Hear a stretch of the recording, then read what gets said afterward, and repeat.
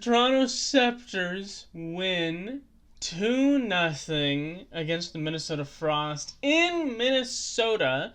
This was a must-win game for the Sceptres, especially in regulation. I think in overtime it would have done them enough, but they needed this win in regulation, especially considering how bad Ottawa beat up on New York yesterday. And when they're coming off such a bad blown lead to New York, when that game they 100% should have won 10 times out of 10, 100 times out of 100, 1,000 times out of 1,000, and they give that up, then they're going to come back a little bit angry and a little bit more determined. And they're playing against Minnesota, who is a team they do not like. But from the jump, honestly, start of this game, Toronto looked a little flat-footed, so I was a little bit nervous. But they were keeping pace with Minnesota at the very least. And 4.5 minutes in, Katie Knoll takes a kneeing penalty on Daryl Watts. And Watts was laying on the ice for a bit. I think she might have missed a shift, but she did come back to the game, so it looks like she's all okay. Thank God. Savannah Harmon gets the puck back from a Maltese faceoff win and just rips it top corner. It was beautiful. Spooner put in a little high screen. Harmon shuffled over to the high slot and just picked it. And 4.5 minutes in, Toronto's got a 1-0 lead, and on their power play that has struggled so much this season. And that is a theme of this game, is from both sides of the ice, their special teams. In the first period alone, Toronto would take 2 penalties, both of which were against Clara Van Wieren for hooking and slashing respectfully. And Toronto managed to kill both of those power plays off. And what's a really big deal for that, especially, first of all, they get to hang on to their 1-goal lead going into the first intermission. But Minnesota has the first ranked power play in the entire league. Toronto's penalty kill is 4th. It's, not terrible. It's respectable, but it's not like crazy, insane good compared to everyone else. And Minnesota seems like they should score on the power play, given the stats that are available to us. And they were getting a good bit of pressure on him. But Kirk was playing great and standing tall and got a couple of really lucky whistles this game. There were at least 2 over the course of the game where a puck was called frozen that was pretty clearly loose. I don't blame Minnesota fans and players and coaching staff for being upset about that. I really do not. That kind of stuff happens in hockey sometimes. It's annoying when it happens twice in the same game, and annoying when it happens to you twice in the same game. But regardless, Kirk was playing really, really well. And Toronto, their own possession in their defensive zone seemed a little bit shaky, but their actual defending ability in this game seemed solid. They were not giving up a whole lot of opportunities to the Frost, especially when you compare it to the last time these two teams played each other, or maybe not the last time, maybe the game before last, but Toronto was giving Minnesota a weirdly large amount of room and a lot of space and just kind of letting them do what they wanted.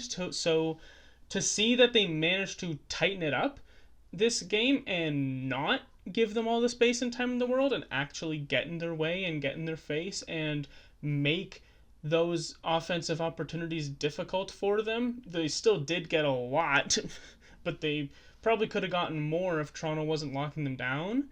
It's nice to see that kind of development from Toronto's end. Second period remained to be a tight game. This game was just close.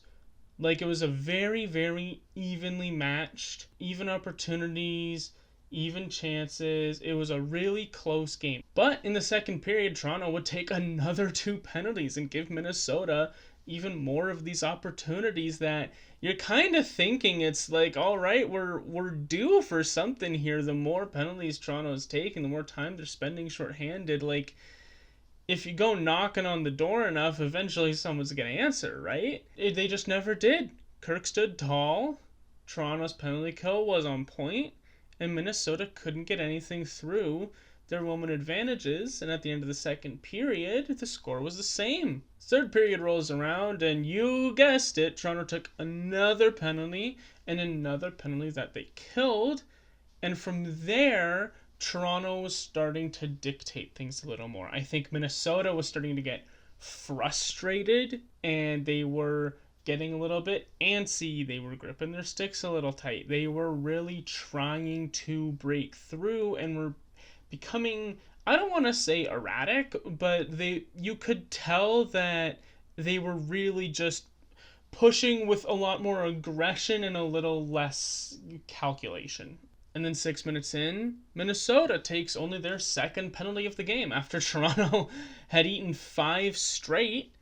And it was very, very, very nearly 2-0 on this power play as well, when Toronto finally kicked the Roman advantage into gear, if not for an incredible play by, I believe, Kendall Cooper, which is a highlight you're likely to see because she batted this puck out of mid-air off of the goal line after, I believe it was Rooney in net made half of a save. It kind of went off of her inner arm and bounced up and was spinning and was floating. And Cooper managed to just whip it out of the net. Half Toronto's players on the ice had their hands up because they thought it was in. And they didn't manage to score on that power play, but they had that opportunity. They had a few other good chances as well. But Minnesota killed that one off. And 10 minutes later, Katie Knoll took the first penalty of the game, took the last penalty of the game with a cross-check against Blair Turnbull.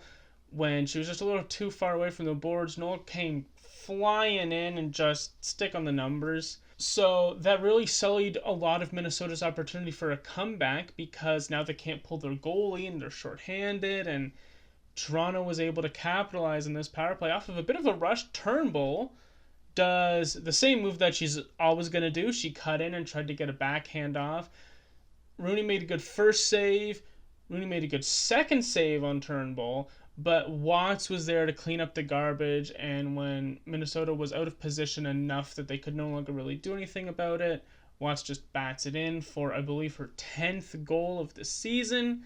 Gives Toronto a 2-0 lead with only 2 minutes left.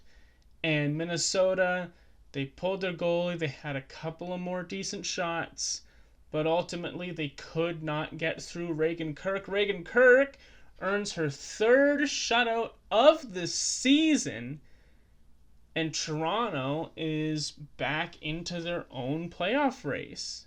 This was their game in hand against Ottawa in New York. They play New York next this upcoming Tuesday, and then they have a few more days rest until they're up against Ottawa on the last day of the season, and there is a very high possibility that becomes a win and in scenario. Minnesota, this might sound bad to say, Minnesota didn't have a whole lot to play for this game. They're locked into the playoffs, but it's really unlikely they move out of 3rd place. They would have had to win this game in regulation and their next 2 in regulation, and Boston would have had to lose all of their remaining games in regulation, which just is a long shot. So I don't know if they were necessarily not giving 100%. I never want to accuse a team of that per se, but I think Toronto had a lot more to play for in this game. Toronto had a lot more urgency, and Toronto had a lot more just frustration with how they've played, with the way that their last couple of games have gone. I think Toronto had a bit of an advantage, and this is also really good to see for Toronto from a morale standpoint, because they're trying to get into the playoffs. You don't want to sneak into the playoffs and then get battered and kicked out in the first round in 3 games. Nobody wants that. At that point, you might as well just not make it and go for a higher draft pick, right? But they're showing that they can compete. This team won the Walter Cup for the first 2 seasons in a row.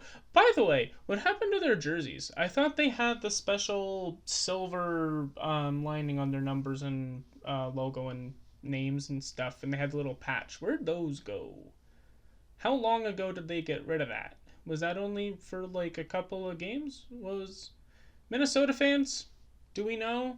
Can you inform me? I'm curious.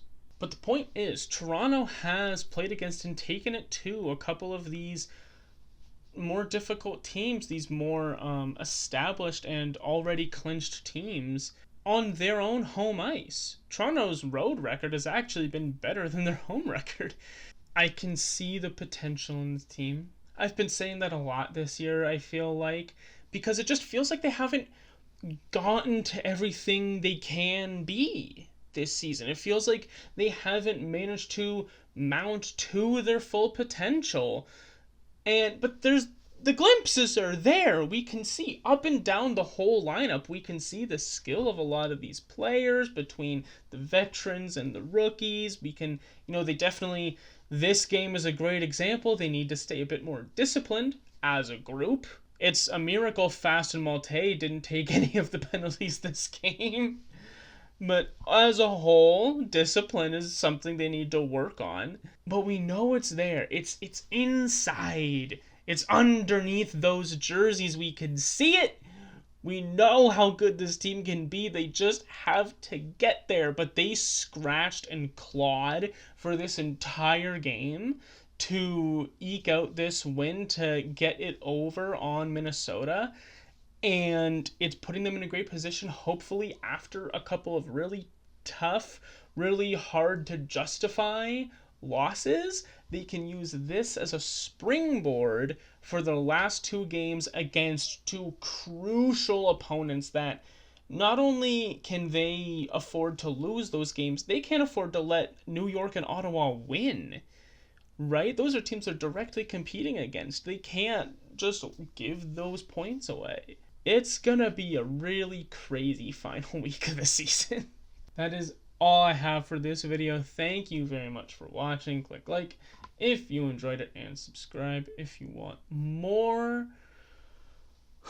It is their own destiny, as they keep saying.